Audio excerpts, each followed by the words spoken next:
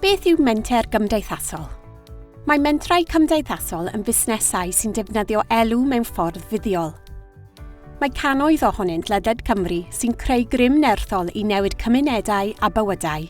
Maen nhw'n gweithredu ar draws llawer o sectorau, gan gynnwys y celfyddydau, addysg, gofal, tai, chwaraeon, ailgylchu, cynhyrchu bwyd a thyfu bwyd. Mae mentrau cymdeithasol yn masnachu i greu effaith gadarnhaol yn eu cymuned, trwy ailfuddsoddi elw yn eu cynhadaeth, neu trwy gyflwyno gwasanaeth.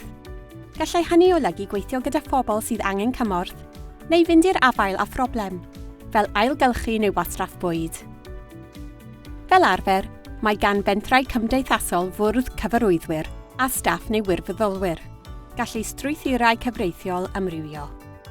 Yn aml, gall y busnes ddenu grantiau a benthygiadau i gefnogi ei gynhadaeth. Mae mentrau cymdeithasol yn busnesau cymdeithasol hefyd. Mae hynny'n cynnwys cwmnïau cydweithredol neu fusnesau ym mherchnogaeth y gweithwyr neu'r gymuned. Os ydych chi eisiau datblygu busnes sy'n creu newid cadarnhaol, cysylltwch â ni am gefnogaeth. Ffoniwch dim 3 111 5050 neu e-bostiwch sbw inquiries@cwmpas.coop. Neu ewch i'n gwefan